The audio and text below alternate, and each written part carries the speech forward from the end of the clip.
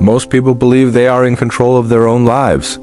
They wake up, make decisions, choose relationships, choose careers, and move through the world convinced that their thoughts are deliberate and their actions are intentional.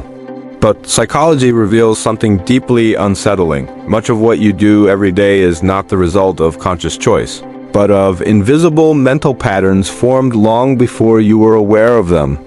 These patterns were shaped by early experiences, emotional conditioning, social pressure, fear, and repetition. Your brain learned what felt safe, what felt dangerous, what led to approval, and what led to rejection, and it built automatic responses around those lessons. Over time, these responses became habits of thought, emotion, and behavior. You don't pause to question them anymore. You simply react. This is why people often repeat the same mistakes, enter the same unhealthy relationships, sabotage opportunities, and feel stuck even when they desperately want change. The mind prefers familiarity over happiness because familiarity feels predictable and predictability feels safe. Even pain can feel safer than uncertainty. And unless you become aware of these hidden mechanisms, your life will continue to be shaped by decisions you never consciously made. Understanding this truth is uncomfortable, but it is also the first step toward reclaiming control over your own behavior and direction. From a psychological perspective, the human brain is not designed to make you fulfilled or successful. Its primary function is survival. That means avoiding danger, conserving energy, and sticking to what has worked before. When you were younger, your brain carefully observed your environment and adapted accordingly.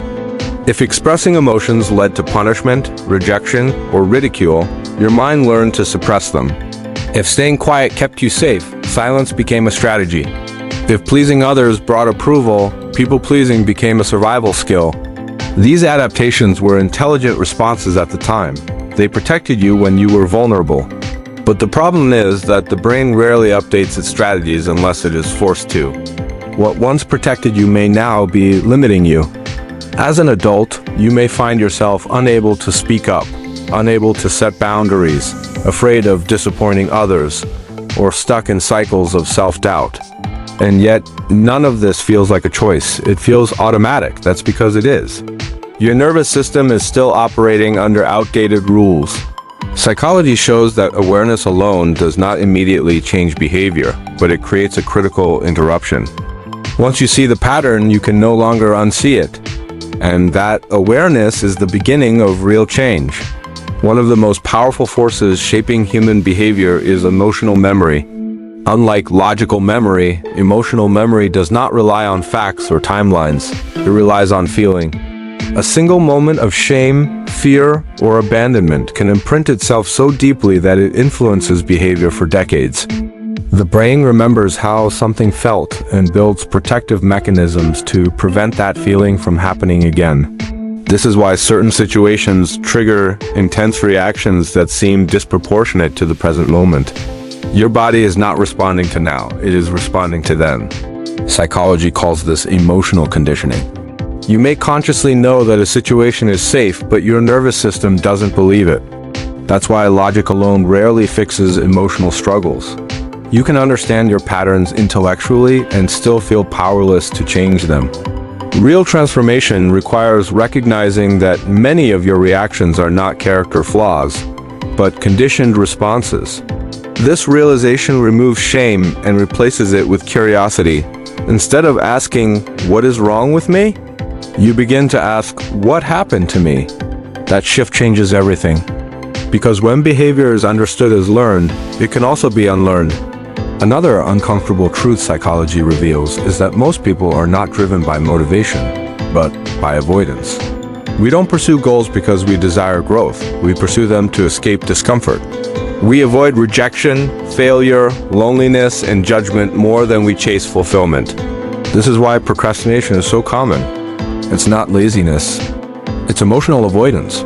When a task triggers feelings of inadequacy or fear of failure, the brain delays it to protect you from emotional pain. Unfortunately, this protection comes at a cost. Avoidance reinforces fear, and fear shrinks your world. Over time, life becomes smaller, safer, and more unsatisfying. The brain celebrates short-term relief, even when it creates long-term regret. Psychology shows that growth always involves discomfort, but the mind interprets discomfort as danger. Learning to sit with discomfort without escaping it is one of the most powerful skills a person can develop. It retrains the nervous system to tolerate uncertainty and builds emotional resilience. This is not about forcing yourself through pain, but about understanding that discomfort is not a signal to stop. It is a signal that something meaningful is happening.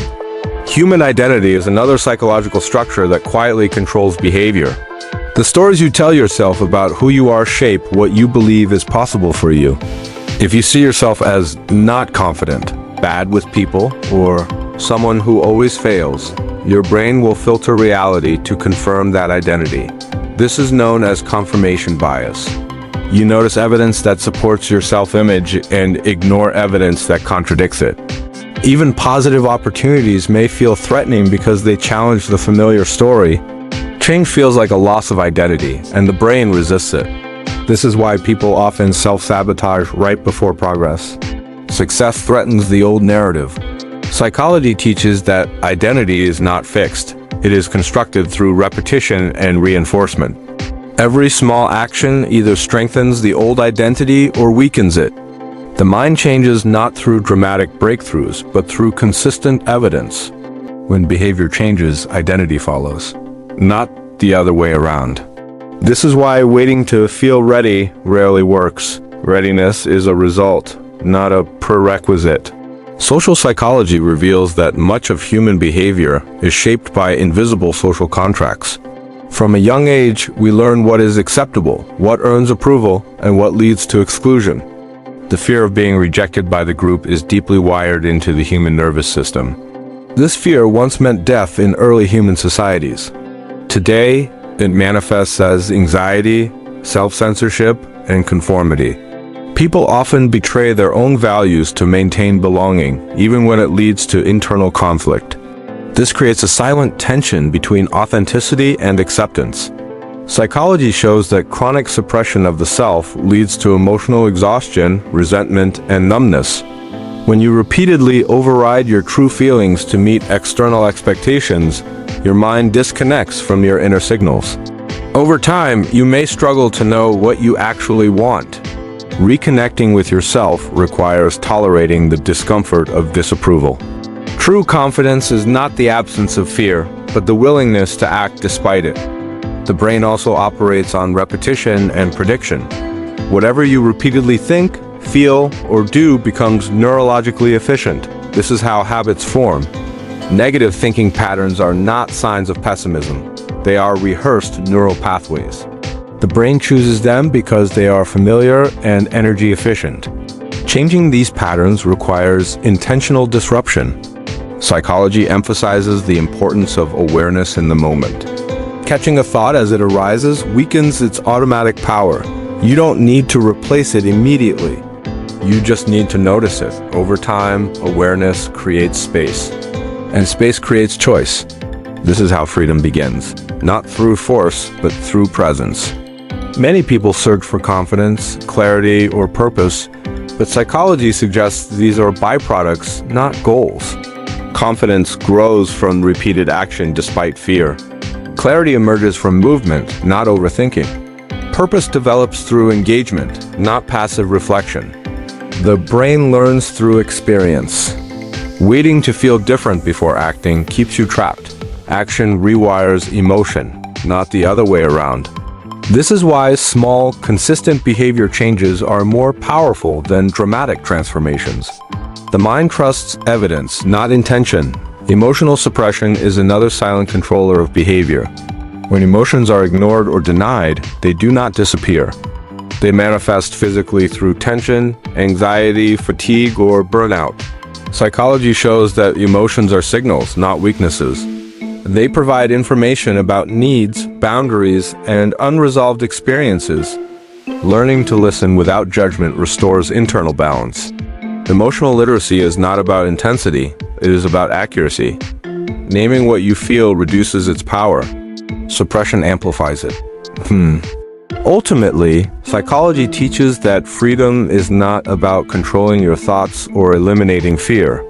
It is about understanding how your mind works and learning to respond instead of react.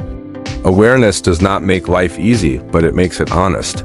Once you see the patterns shaping your behavior, you gain the power to interrupt them. You may still feel fear, doubt, and resistance, but they no longer decide for you. And that moment, when you realize your mind is something you can work with rather than fight against, is the moment your life begins to change permanently.